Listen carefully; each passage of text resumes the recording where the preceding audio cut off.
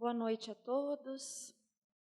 Que a paz do Mestre Jesus, nosso irmão maior, envolva os nossos corações, a nossa alma, que nos permitimos e nos propomos estar aqui nesta noite de hoje.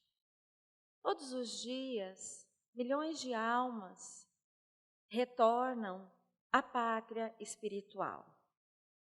Porque quando nós nascemos na Terra, uma das grandes certezas absolutas em nossas vidas é a morte. O Espiritismo considera como única coisa de fatal na nossa vida é a morte. Todos os dias, então, milhares de almas retornam. Mesmo conhecendo e sabendo desta possibilidade, a maioria de nós não costuma se preparar devidamente para esta viagem de retorno à pátria espiritual. A maioria de nós vivemos como se permaneceríamos aqui durante muito tempo. No entanto, isto é do nosso espírito que traz dentro de si a lei de conservação. É necessário que vivamos aqui também um pouco desta forma, para que consigamos permanecer na Terra o máximo de tempo necessário para que possamos dar continuidade nas provas estabelecidas antes da nossa vida. Após, então, o périplo carnal aqui na Terra, muitos de nós no mundo espiritual, cada um no seu tempo devido, alguns demoram mais tempo, outros menos tempo, começam a retomar a consciência de si. Muitos espíritos podem levar semanas, dias, alguns espíritos podem levar meses. Sabemos que alguns espíritos podem levar anos, alguns até temos registros na bibliografia espírita que podem levar séculos para reconhecer a sua condição de espírito desencarnados.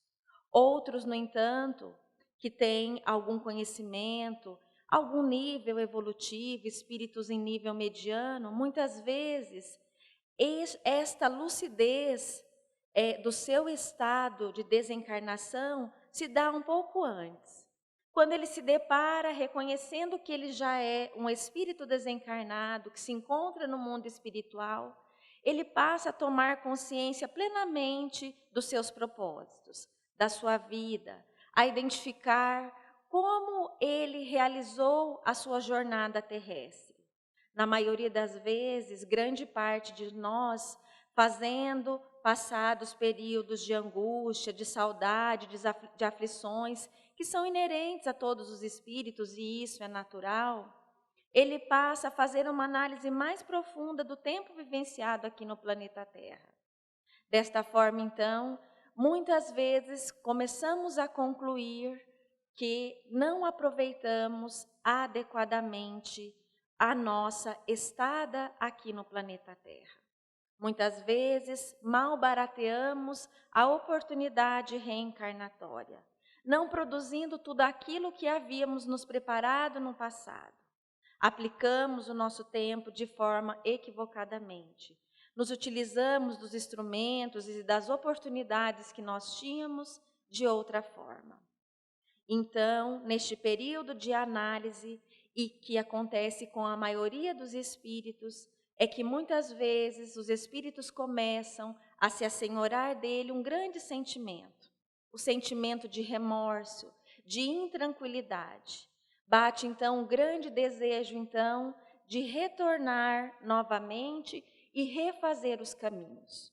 No Espiritismo, um dos seus grandes postulados, a reencarnação, ela nos diz que a reencarnação é a volta da alma ou espírito à vida corpórea, mas em outro corpo, especialmente formado para ele e que nada tem em comum com o antigo.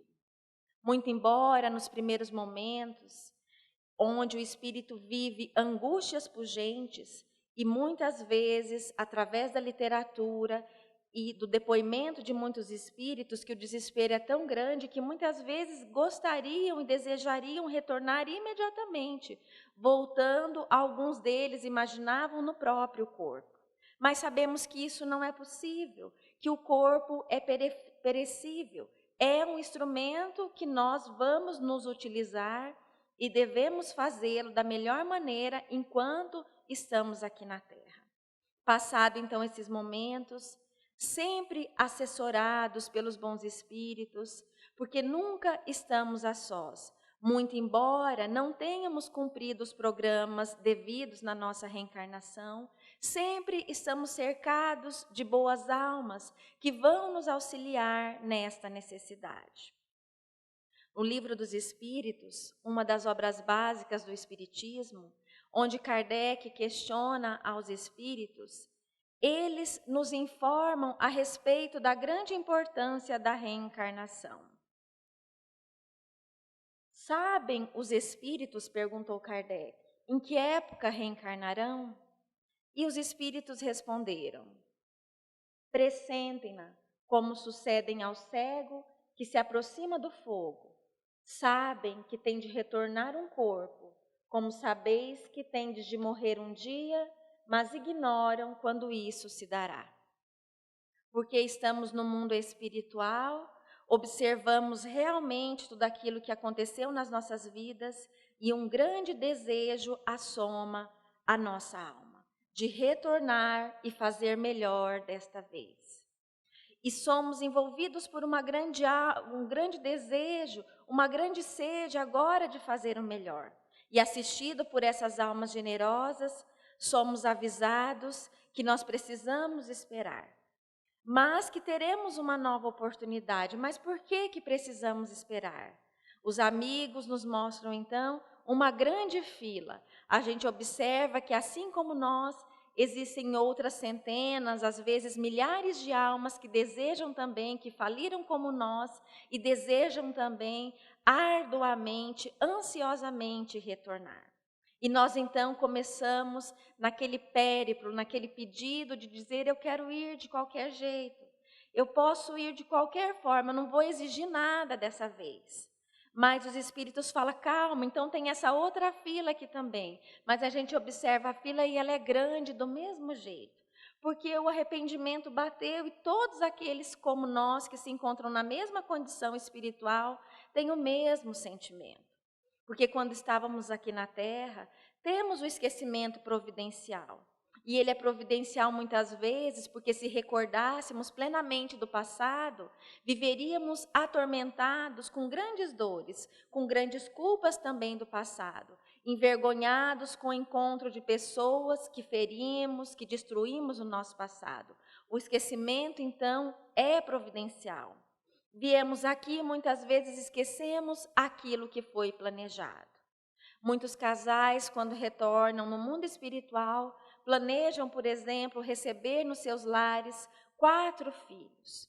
Quando vêm à Terra, assoberbados pelas questões materiais, pelas questões da sobrevivência, tem o primeiro filho, às vezes no segundo filho, os pais começam a achar de repente pesado demais aquela obrigação, aquela missão. E começam a achar que não é mais possível na realidade receber nos seus lares. Muitas vezes a alma desses filhos, esses espíritos que estavam programados para retornar nos nossos lares, precisam esperar uma nova oportunidade num novo lar. Se por um acaso era um espírito que tinha uma compreensão, que tinha uma certa evolução, um certo entendimento, provavelmente ele não vai se magoar com esses pais. Mas às vezes receberíamos espíritos que estávamos comprometidos com eles no passado. E a grande maioria das vezes é isso que se dá. Muitas vezes esses espíritos que se constituiriam então de apoio, de auxílio, de instrumento necessário ao desenvolvimento daquela família, passam a se transformar também em algozes do próprio lar, obsediando aqueles pais, os outros filhos que vieram antes, porque não aceitam na sua revolta, no seu sentimento de desprezo, não ter nascido naquele lar. Muitas vezes retornamos na Terra e ficamos sobrecarregados com as questões materiais, porque fazemos grandes planejamentos na área material quando estamos aqui. Começamos a fazer faculdade, depois emendamos numa pós-graduação, num doutorado, num pós-doutorado. Não que a prática, o entendimento e a necessidade do progresso intelectual não seja necessário, mas muitas vezes vamos adiando planos que seriam imprescindíveis ao nosso desenvolvimento espiritual em detrimento das questões morais. Quando vemos, o tempo passou e nós vamos deixando o tempo passar e vamos fazendo aqueles planejamentos a longo prazo. Quando eu me formar, quando eu terminar o doutorado, aí sim eu vou ter filho, ou aí sim eu vou me dedicar a uma causa espiritual, a uma religião, e nós vamos postergando todas essas coisas, como se nós pudéssemos exatamente precisar em que momento nós retornaríamos à pátria espiritual. Quantos de nós, na nossa vinda, programamos que teria uma morte, por exemplo, antecipada, vitimadas por um acidente automobilístico ou por uma doença grave que nos levaria sem uma preparação prévia, como um acidente vascular cerebral, um ataque cardíaco? Quantas pessoas retornam, de repente, em pleno momento de atividades intelectuais e materiais de suas vidas, aos 30, 40 anos. E esses espíritos se encontram muitas vezes atormentados no mundo espiritual, porque deixaram tudo, não haviam se preparado devidamente. Quantas mães dão depoimentos em reuniões mediúnicas e são depoimentos que nós presenciamos com dores profundas, sofrimentos que a gente não consegue descrever, de pais ou de mães que deixaram seus filhos em tenra idade, jovens, adolescentes, e que não conseguiram dar o atendimento, o encaminhamento necessário que aquele jovem precisava. Muitas vezes os pais se preocupam demasiadamente em ganhar mais, melhor, para pagar uma escola particular, um ensino melhor para os seus filhos, enquanto que aquele espírito que veio no nosso lar, na realidade, precisava de encaminhamento moral. Precisava de um atendimento contínuo para que os pais observassem as suas mazelas morais e desde cedo pudessem ir tolhendo aquelas raízes do egoísmo, da avareza, do ódio, da violência que muitas vezes esses pequenos espíritos desde cedo demonstram.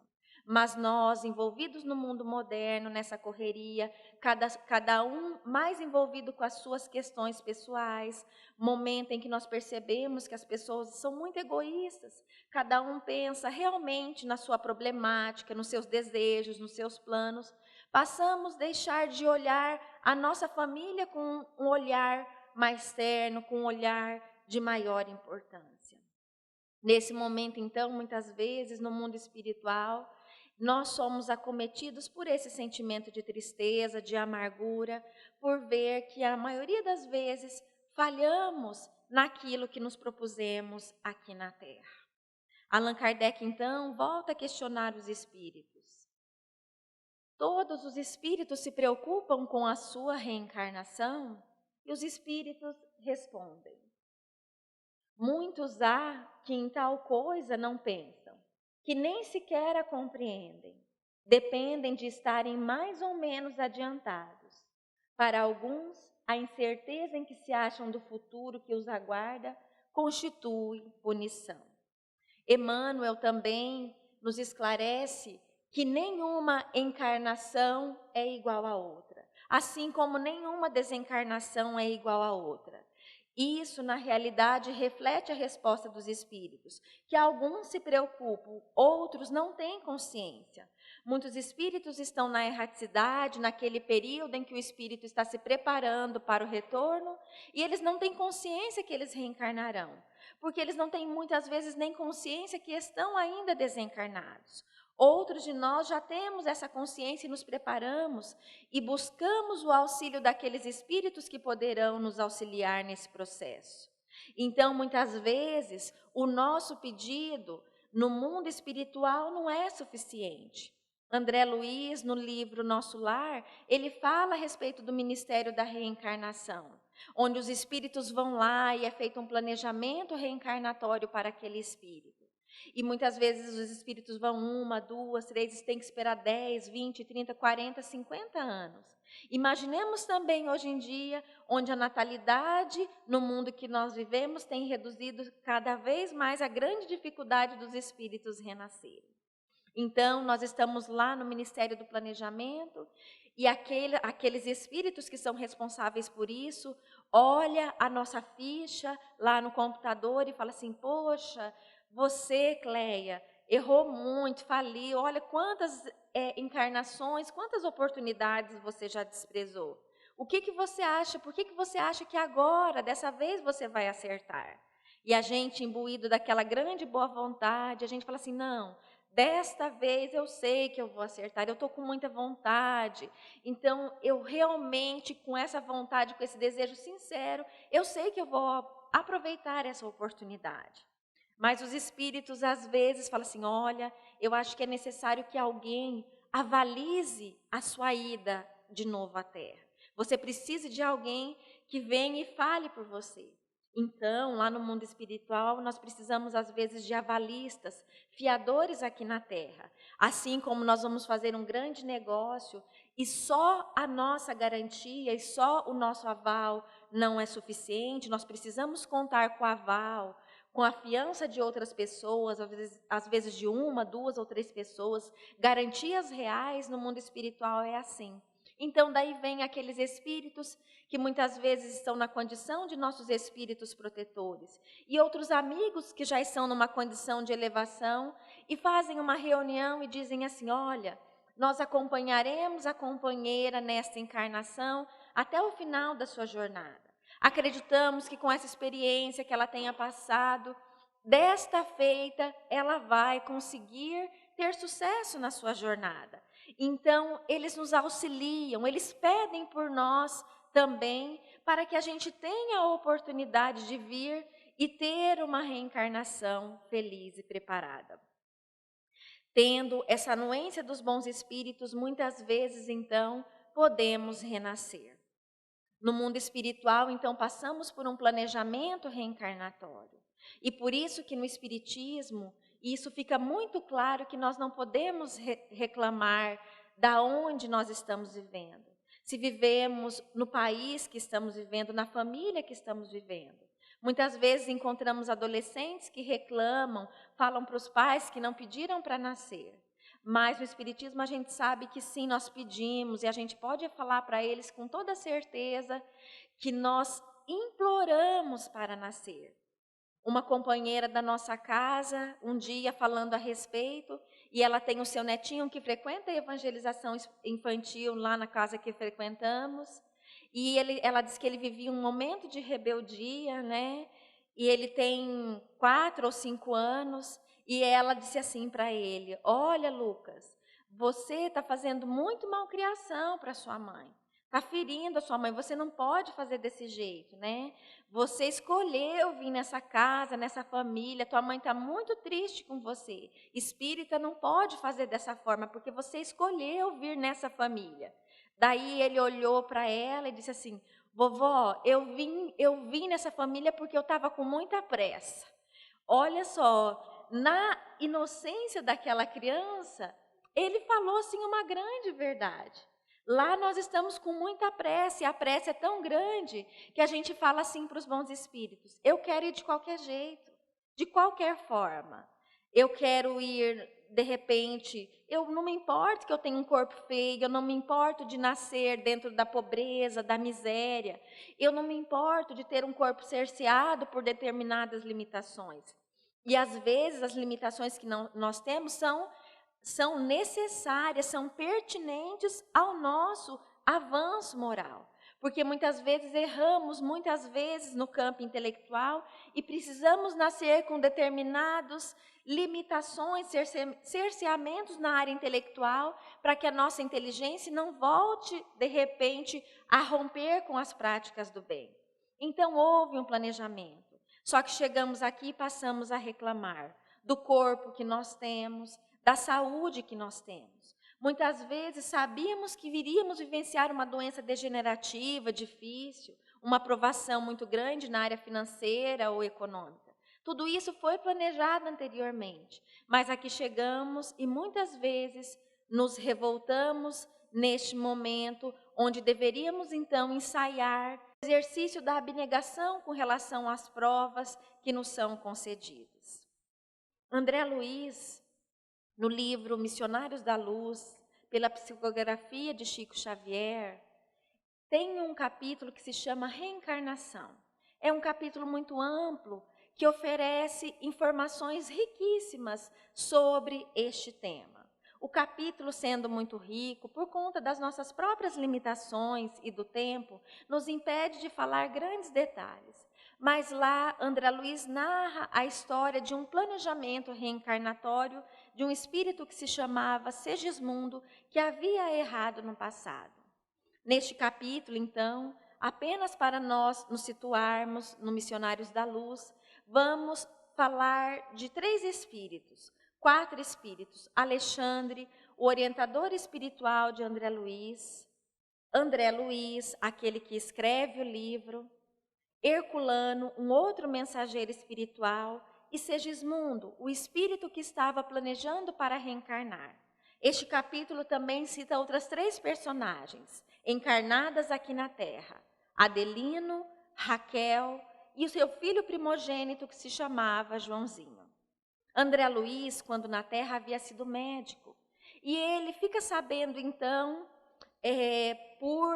por ouvir uma conversa de Herculano com Alexandre sobre o processo reencarnatório de Segismundo. E ele fala para Alexandre que, na condição de médico aqui na Terra, ele estudou muito essa questão e que ele tinha assim uma grande curiosidade no aspecto científico e espiritual de ver a reencarnação no aspecto espiritual. E Alexandre permite que ele acompanhe então este processo. Herculano diz que no dia seguinte eles se encontrariam na casa de Raquel e Adelino.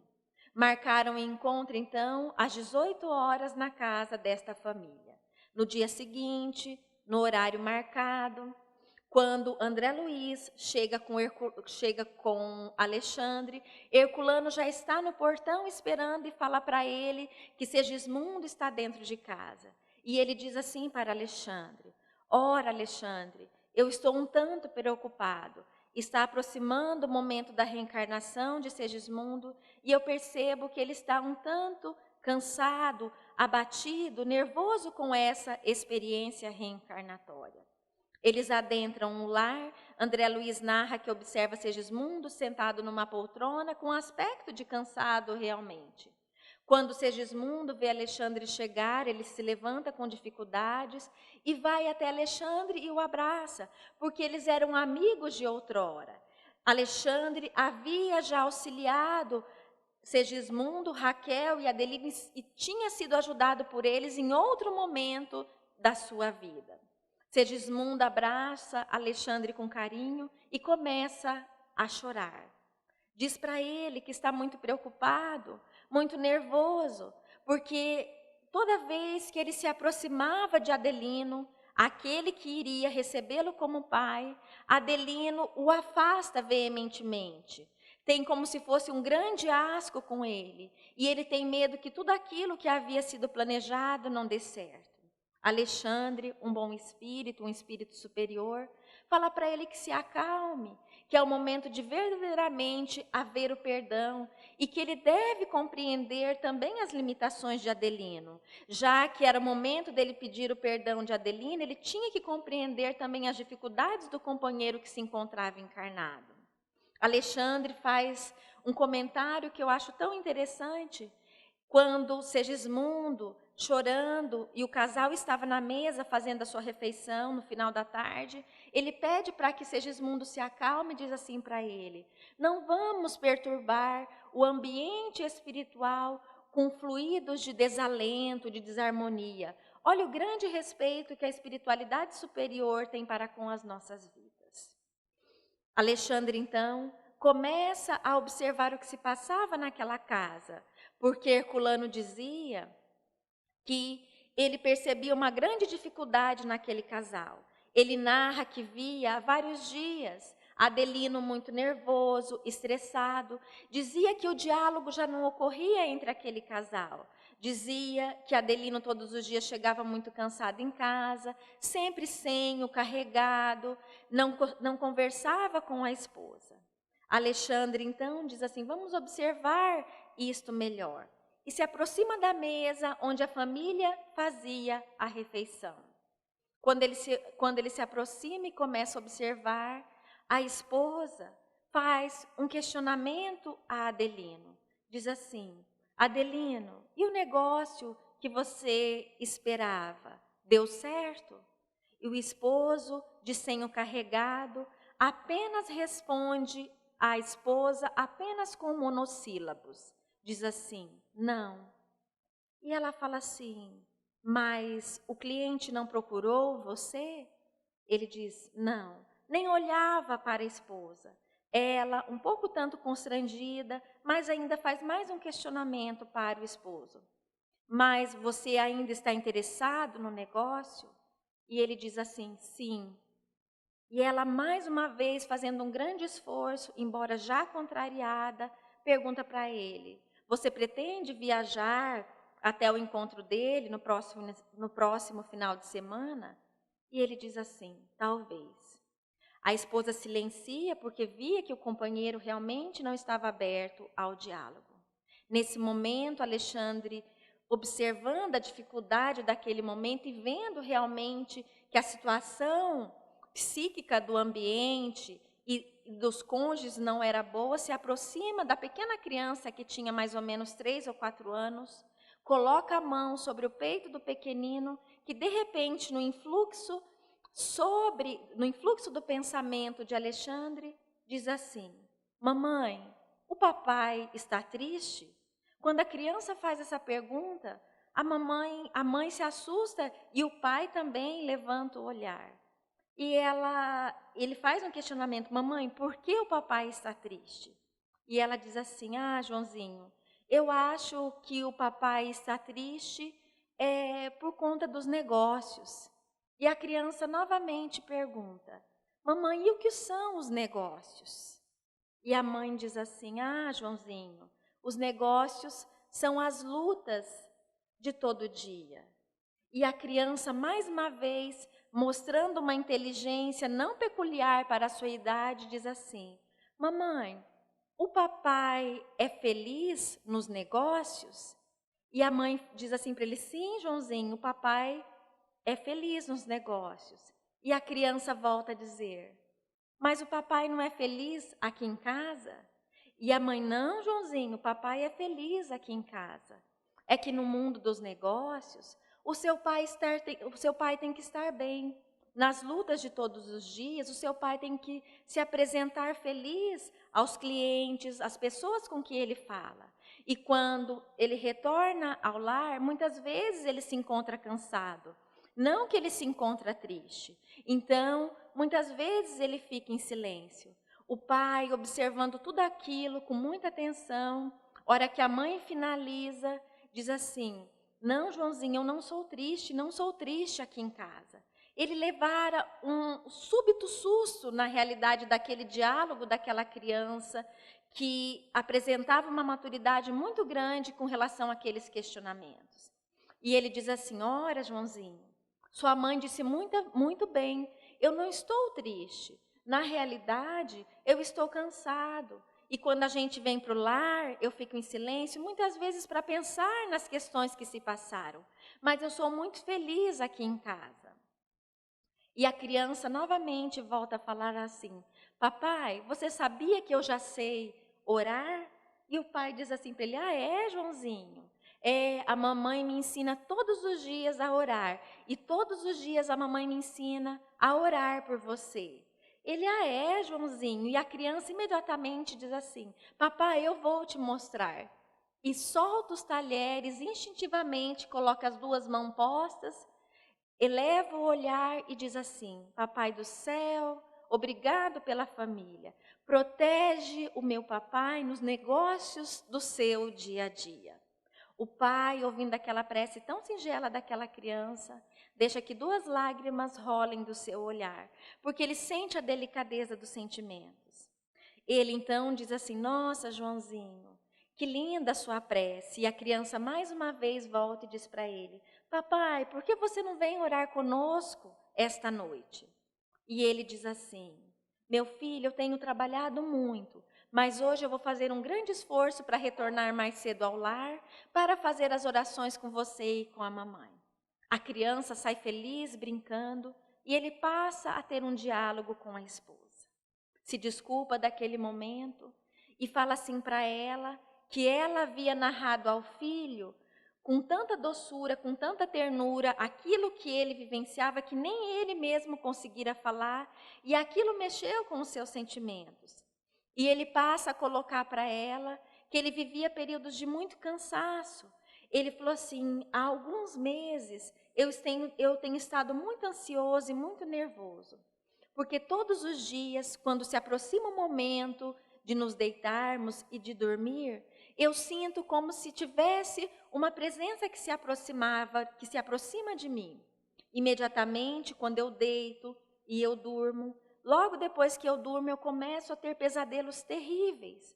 Eu sonho como se tivesse um mendigo, alguém que fosse muito asqueroso, que viesse em meu auxílio. Mas quando eu vejo essa criatura se aproximar, eu sinto muito medo, porque eu tenho a nítida certeza que ele quer tirar a minha vida, que ele é um criminoso, que ele vai me arrebatar. Eu saio correndo e retorno ao corpo. Quando eu acordo, eu estou cansado. Volto a dormir novamente e tenho os mesmos sonhos. E assim as minhas noites têm se sucedido durante vários meses. E ela diz ao esposo: mas não seria interessante então nós procurarmos ajuda médica, alguma coisa que melhorasse essa condição? E ele diz assim: eu acho que não seria para tanto. Hoje, ouvindo as preces do meu filho, eu lembrei de quando eu era criança e que a minha mãe me ensinara a viver sobre a ciência da prece. Todos os dias, quando eu era pequeno, minha mãe me ensinava a orar, pedindo a proteção. E eu vejo que depois que eu cresci, nas lutas do dia a dia, a correria, o cotidiano, eu abandonei a prece, a oração. E talvez seria também importante que eu fizesse isso. Por isso, hoje à noite eu estarei mais cedo em casa para orar com vocês. A esposa esboçou um grande contentamento no olhar, feliz por aquele momento, aquela oportunidade de diálogo. Alexandre, o espírito superior, diz assim: a nossa vinda aqui foi muito proveitosa.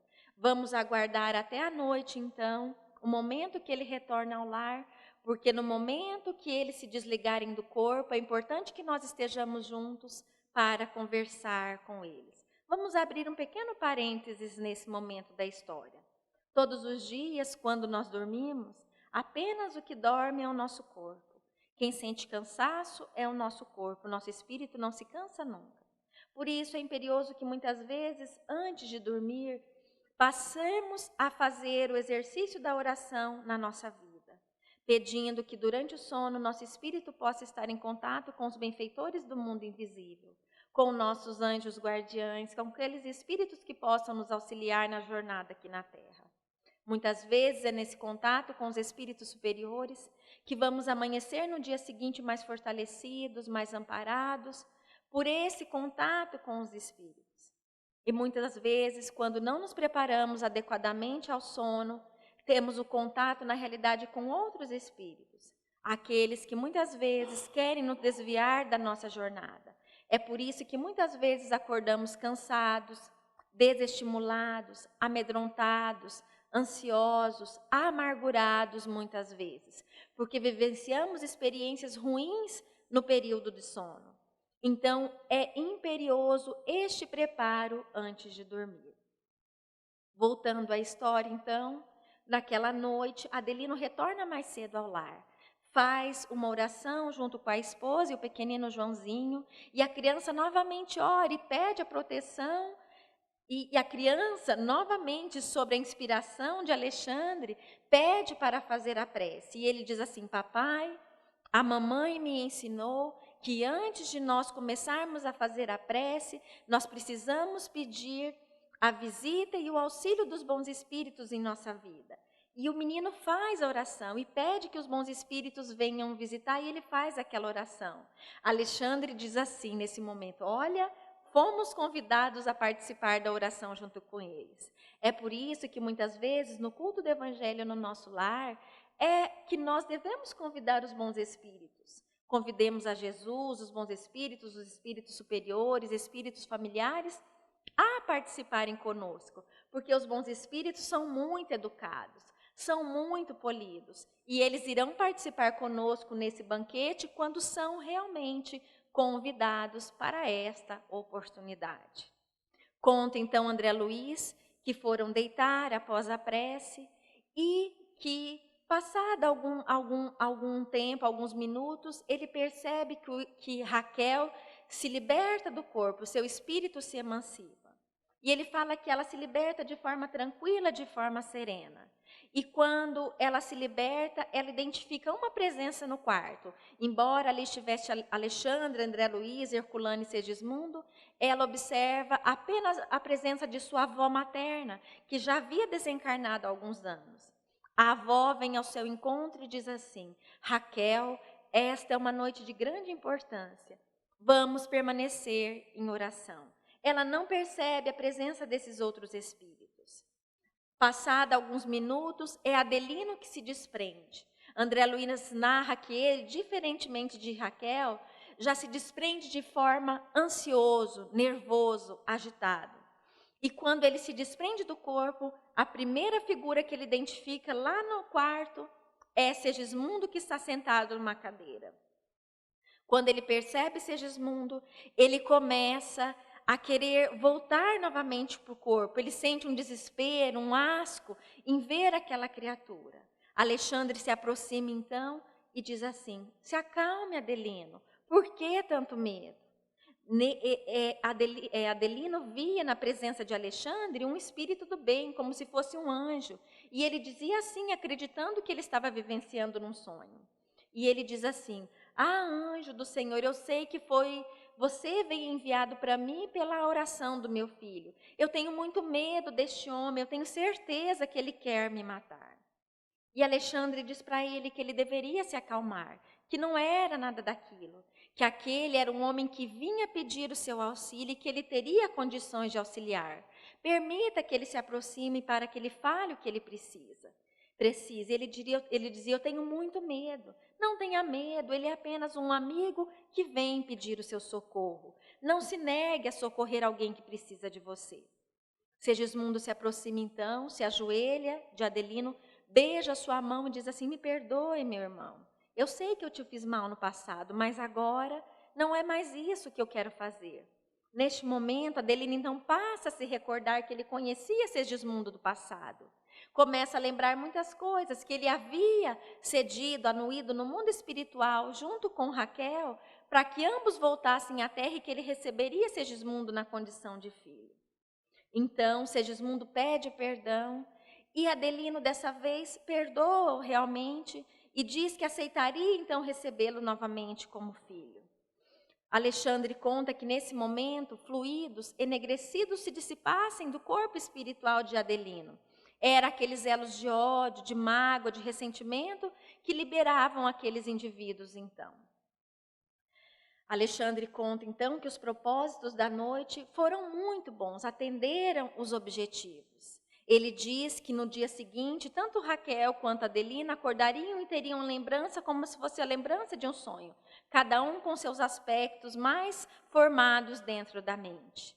Eles se programam então para estar novamente naquela casa depois de alguns dias, onde se daria efetivamente o momento da reencarnação de Segismundo. Passado aproximadamente 7 ou 8 dias, eles estão lá, chegam Herculano, Segismundo, Alexandre, André Luiz, e conta-se que no livro existiam muitos outros espíritos, aproximadamente 30 ou 40 espíritos, que atenderiam aquele propósito, espíritos construtores que auxiliariam na formação. O propósito, o preparo, a estrutura que a espiritualidade se utiliza para a nossa reencarnação é muito grande. Muitas vezes nós não temos a noção de quanto é trabalhoso a nossa vinda para cá. André Luiz, então, quando chega ao lar, ele intimamente, sem verbalizar aquilo que ele pensava, sem verbalizar o que ele estava pensando, ele imagina assim: a concepção. Se é no momento da concepção, estaremos no quarto do casal, no momento da união conjugal, que é um momento tão particular, tão íntimo dos cônjuges. André Luiz apenas pensa isso e Alexandre responde, mostrando a sua categoria evolutiva, que conseguia compreender, entender aquilo que André Luiz pensava. E ele diz assim para André Luiz: não, André, nós temos alguns momentos para que essa ligação se dê. E André Luiz pergunta assim: mas toda vez é dessa forma?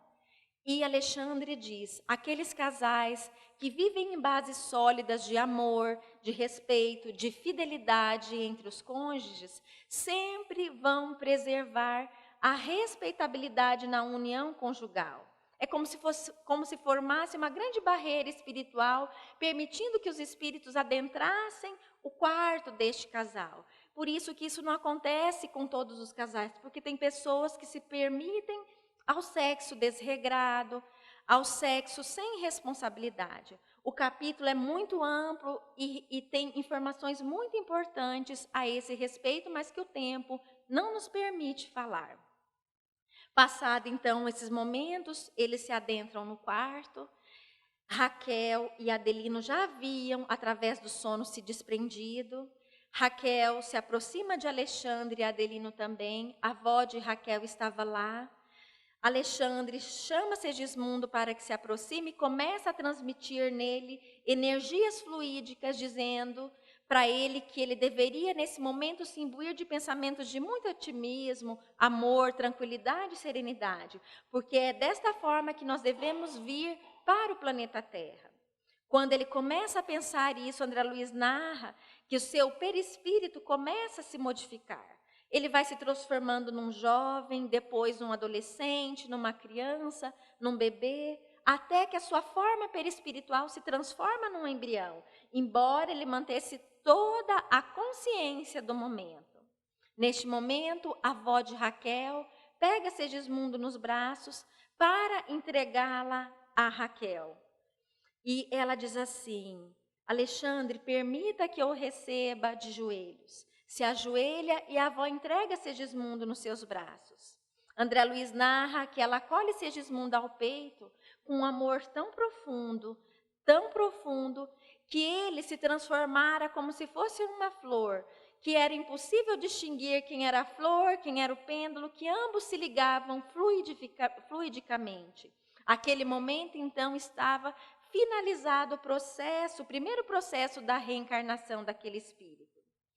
Alexandre conta, então, que alguns espíritos permaneceriam na casa de Raquel ainda durante 40 dias, atendendo à formação inicial daquele corpo espiritual e material daquele espírito, que precisava ter grandes cuidados para que a reencarnação se desse da melhor forma possível. Vejamos, então, o grande preparo, que a espiritualidade tem para cada um de nós. A formação do corpo físico. Nosso corpo biológico, santuário composto por cerca de 100 trilhões de células, tem no espermatozoide a célula de menor tamanho e no óvulo a sua maior célula. Tanto o óvulo, que amadurece e se torna disponível para ser fecundado, quanto o espermatozoide que vence a corrida através da tuba ou trompa uterina, a conhecida trompa de Falópio, que sofrem a ação intensa do magnetismo do ser espiritual, candidato ao renascimento corpóreo. Basta a sua presença no ambiente em que se opera a relação íntima dos parceiros, os futuros genitores, para que os gametas sofram a influência psicomagnética, influência essa que ativará os gametas, cuja bagagem genética seja mais condizente com o estado evolutivo do reencarnante, estado esse que determina sua frequência vibratória. Este texto está no livro Nos Passos da Vida Terrestre, o Espírito Camilo que ditou a José Raul Teixeira, médium. Então, os espíritos fazem uma colocação aí muito interessante. Porque a medicina nos diz que os espermatozoides, aquele espermatozoide que consegue fecundar o óvulo, é como se ele fosse um grande atleta. Ele é aquele atleta que vai ganhar medalha olímpica. É o melhor, é o mais preparado. Então, daí nós ficávamos nos questionando, mas como sendo este espermatozoide o melhor, o mais preparado, por que muitas vezes, então, nascemos com corpos com determinadas limitações, com determinadas imperfeições, se ele era o melhor, comprovado pela medicina, pela ciência dos homens? Então, é isso que Camilo vem dizer. O que os espíritos fazem? Eles observam, então, aquele espermatozoide que vai compor dentro dele o nosso mapa cromossômico, aquilo que nós precisamos, a nossa capacidade tem que estar dentro daquilo ali. O corpo que eu precisava ter, que foi mapeado no mundo espiritual, vai ter aquele espermatozoide específico, que caiba dentro dele aquele mapa genético. Os espíritos vão, magnetizam aquele espermatozoide.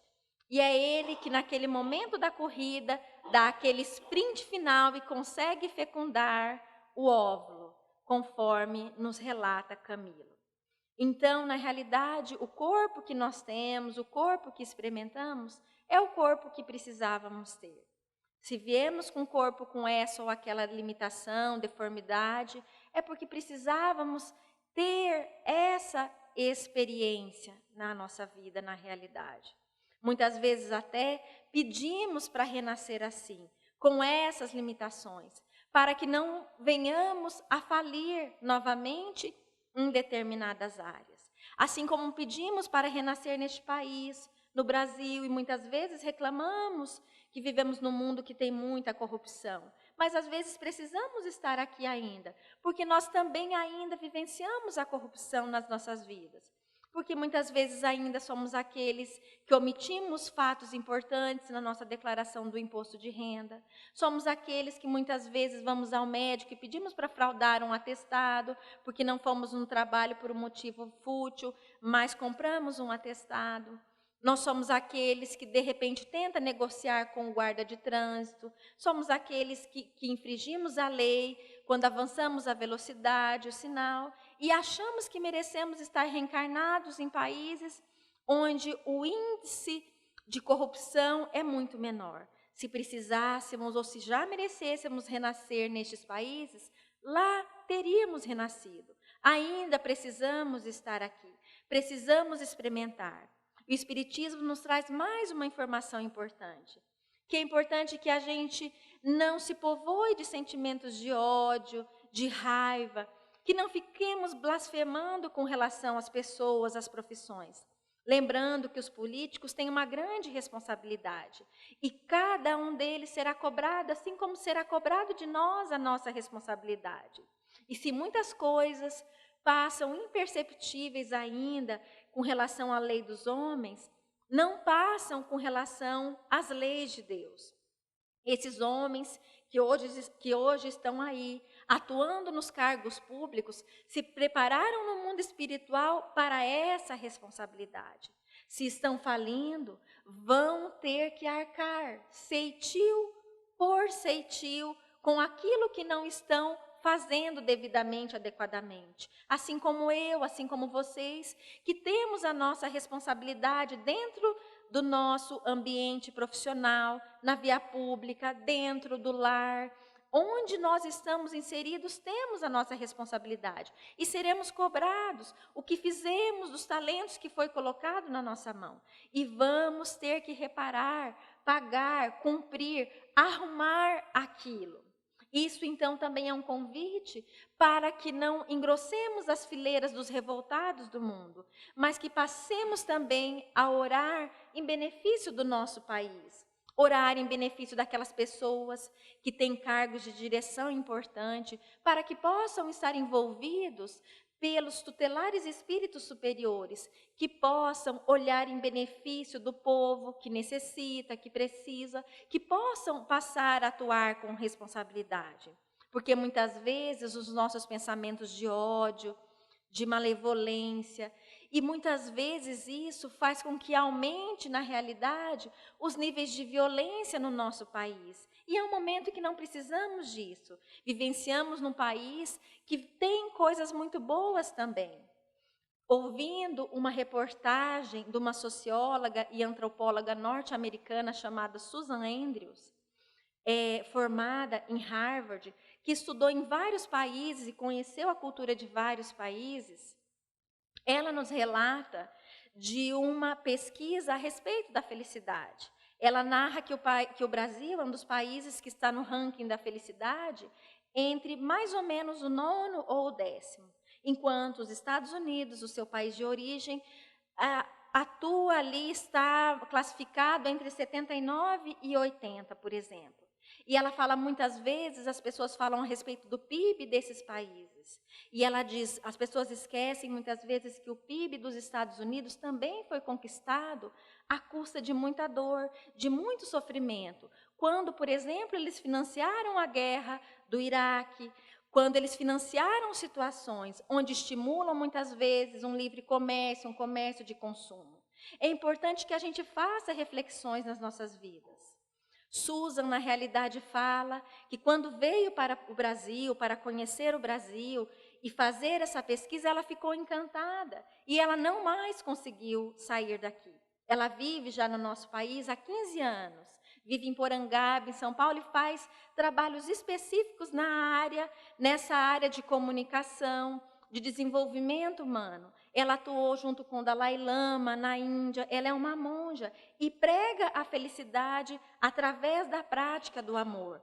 Nessa entrevista, o que me marcou muito, o repórter diz assim para ela: mas Susan, se você acredita que o Brasil é este potencial que você fala de felicidade, o que você acredita na sua visão que falta ao nosso país? E ela, com toda serenidade e simplicidade, ela diz assim: na minha visão, a única coisa que falta ao Brasil são os brasileiros acreditarem no seu país.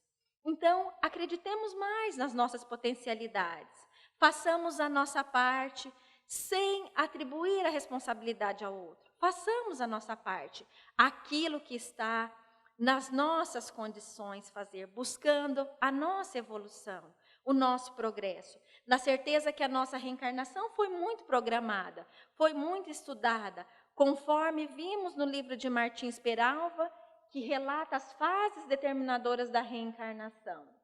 Ele diz: intercessão dos benfeitores espirituais em geral e, em particular, do reencarnante. Se necessário, preparação psicológica dos pais, no sentido de manter-lhes ou despertar-lhes os valores. Nos preparamos no mundo espiritual para retornar.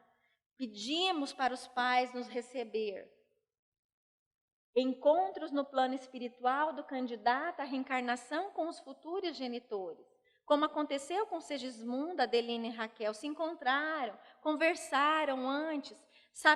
Eu sabia que eu ia reencarnar naquela família, não vim por acaso. Visita o lar onde deverá renascer. E os espíritos falam que muitas vezes, os espíritos, sabendo que tem que reencarnar, sabendo que ele seria o 3º ou 4º filho, vendo que os pais já estão desestimulados à paternidade e à maternidade, eles começam a vir ao lar muitas vezes e despertar no pai ou a mãe novamente aquele desejo de maternidade. Os pais que já estavam vivenciando um momento de distanciamento, esses espíritos passam a estimular e diz assim: olha, papai, olha como a minha mamãe é bonita, olha os olhos dela, chama a atenção para determinados aspectos que nós vamos esquecendo. O espírito se aproxima da mãe e fala assim: olha, mamãe, olha como meu pai é gentil, olha como ele é inteligente, olha como ele é articulado. Faz todo esse trabalho, damos um trabalho muito intenso para os espíritos, porque eles sabem que eles precisam vir. E como seria importante, então, que os pais não desistissem desse projeto tão importante nas nossas vidas. Perda de energias perispíriticas acumuladas no plano extrafísico. Eu vou selecionar 3 itens e vamos comentar todos de uma vez só.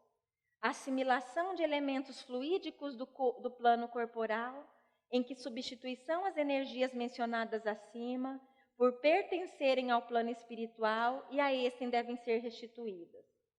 Operação redutiva do perispírito, diminuição do corpo perispiritual para oportuno acondicionamento no seio materno. Então, Martins Peralva, nesse livro que se chama O Pensamento de Emmanuel, ele fala quando nós estamos já no mundo espiritual, é aquele processo que aconteceu com Segismundo.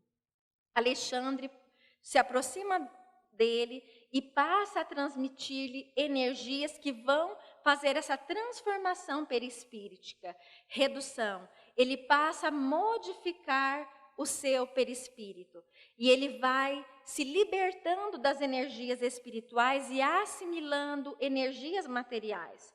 Porque assim, quando nós estamos na Terra e desencarnamos e vamos para o mundo espiritual, lá muitas vezes no início sentimos dificuldade. Muitas vezes temos vontade de comer, de beber, de dormir, que são condicionamentos do corpo físico. Quando nós estamos no mundo espiritual bastante tempo, já perdemos estes condicionamentos, o desejo de dormir, de sentir, de comer.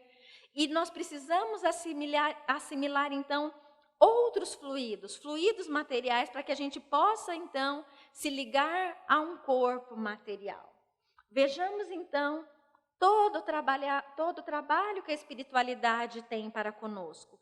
É um projeto de sucesso para as nossas vidas. É um projeto que tem que dar certo. É um projeto que todos os dias, quando nós acordamos no corpo físico, seria muito importante nós fazermos o questionamento.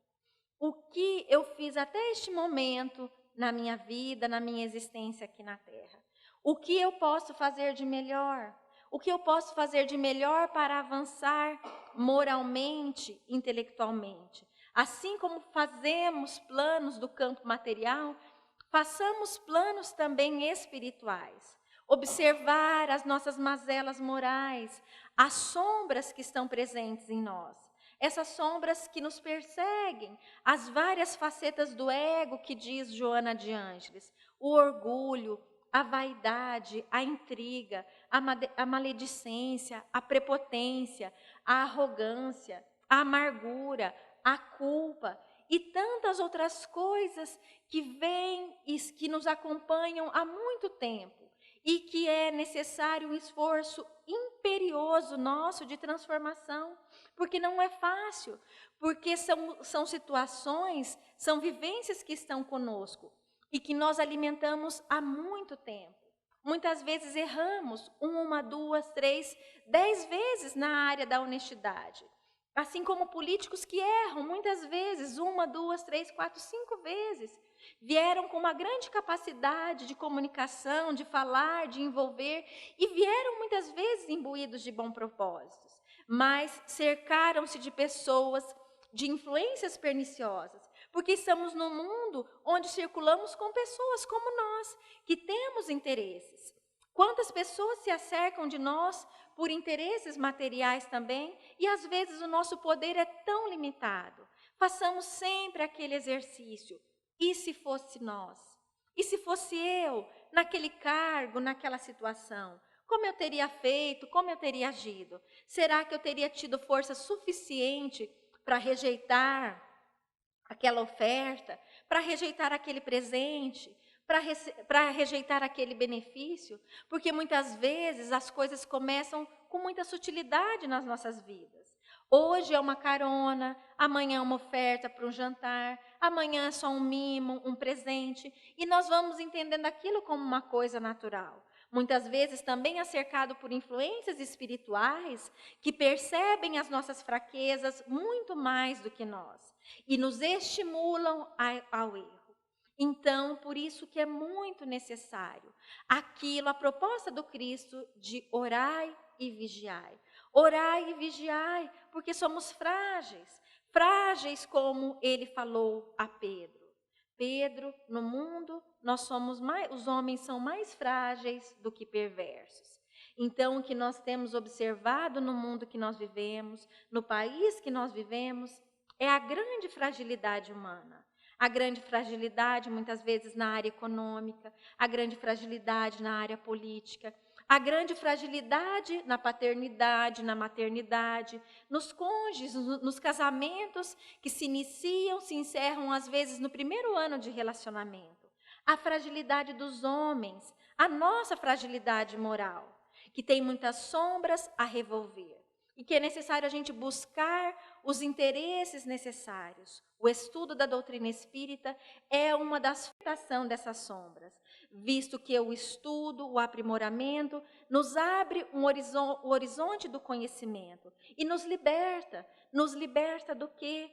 Da ignorância, do desconhecimento, das nossas fragilidades, de erros que cometemos no passado, de erros que cometemos ainda hoje e não tomamos conta.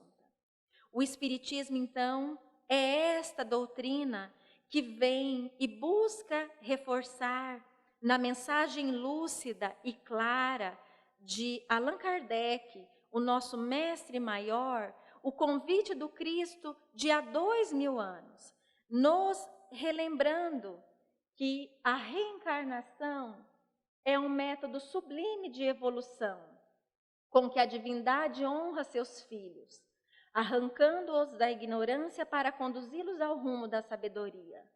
Bendize desse modo as suas provas e te rejubila por te encontrar em processo de libertação fruindo de paz. Este texto está num livro que se chama Liberta-te do Mal, escrito pelo espírito Joana de Ângeles, através da psicografia de Divaldo Pereira Franco. Então, a reencarnação é essa abençoada oportunidade. Embora vivemos momentos, e muitas vezes a dor, o sofrimento bate de forma intensa nas nossas vidas. Nos sentimos enfraquecidos, cansados, desanimados. É imperioso lembrar que pedimos para estar aqui. É uma oportunidade estarmos aqui. Não sabemos precisar quanto tempo estamos aqui. É necessário pedir o auxílio dos bons espíritos, do Mestre Jesus, porque não estamos a sós, estamos assessorados por espíritos tutelares que estão conosco e acreditam no nosso projeto reencarnatório, no projeto reencarnatório de sucesso da nossa vida. E o sucesso da nossa vida diz respeito a nos libertarmos das mazelas que nos aprisionamos ao mal do passado e que hoje temos plenas condições de nos libertarmos. É este o convite de Jesus para nós, que vivamos felizes da melhor forma possível, agradecendo a esta abençoada oportunidade, trabalhando com os equipamentos que nos são colocados nas nossas mãos. Queridos amigos, eu agradeço a paciência e a atenção de todos vocês e rogo ao Mestre Jesus, nosso irmão maior, esse mestre de todas as horas, que possa envolver os nossos espíritos todos os dias da nossa vida, porque enfrentamos momentos de angústia, de amarguras, mas que sabemos que não estamos sozinhos. Mas que possamos senti-lo ao nosso lado, nos fortalecendo todos os dias, dando-nos principalmente a serenidade que precisamos. Muito obrigada.